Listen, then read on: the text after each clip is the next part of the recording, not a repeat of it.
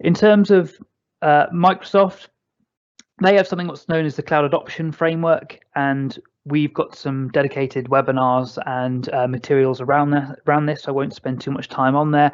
But what essentially Microsoft do through this framework is they provide resources across all of the stages of that particular project. So making sure that you've got the planning stages correct, readying yourself to deploy, and then adopting it as a solution. So there's numerous resources, and the key thing that we need to add as a Azure Expert MSP is that we have access to those resources for our customers. So if you engage with Cloud Direct, you have access to some of these programs within Microsoft, whereas if you're a Gold partner or any other partner there isn't an Expert MSP, then the likelihood is that they don't have access to these resources that they can pass on to you as a customer. So what we basically have is we have a number of sort of cost-effective offers to help you with transitional costs. So we've got access to migration tools, we've got access to tooling such as the one that the Lakeside reporting that Sean went through for WVD. We can identify hybrid benefit for you where licensing can be your on-prem licensing can be reallocated to Azure. We can help you extend security updates. Got the enterprise skilling initiative, so those that are of enterprise size, we can help you with resources to train your internal teams on Azure and on Windows Virtual Desktop, and we can also help with funding and Azure credits as well, and these are all at our fingertips with our relationship with Microsoft. In terms of sort of directly focusing back on the WVD POC side and the assessment side of things, there are what's known as the AMP program, which is the Azure Migration Program.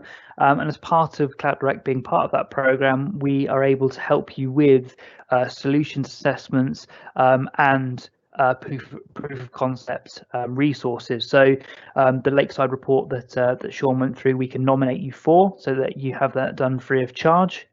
So that's a cost-effective initial stage into your WVD journey.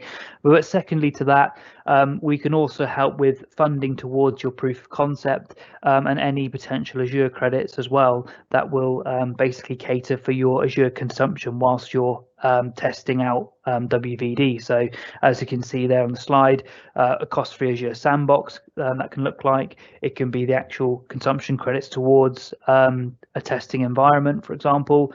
These are all things that Microsoft have got available to you that we can help you to access.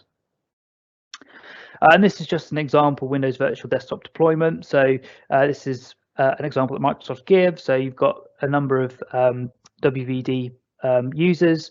You're able then to basically put forward your potential project to ourselves and Microsoft, and together we'll come back obviously with what that offer will look like. So the process is, this is my criteria. You then basically nominate through ourselves, so we'll nominate you, and then you get an AMP offer back from Microsoft, and that can vary in terms of yourself as a customer across different customer sizes in terms of what you get. But obviously the key thing is that if you don't get nominated or we don't nominate you, then you don't potentially have access to some of these resources that can make your WVD project as cost effective and as smooth as possible.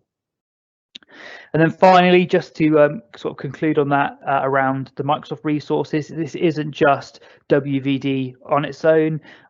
Essentially, it can help with a variety of scenarios. So migrating from your existing RDS estate, for example, to Windows Virtual Desktop, extending your Citrix environment to WVD, and also extending your VMware Horizon to Azure as well through Windows Virtual Desktop. So there's numerous different scenarios that you can plug into, and obviously please feel free to contact us to talk through how we can help you with nominations and accessing some of these resources from Microsoft.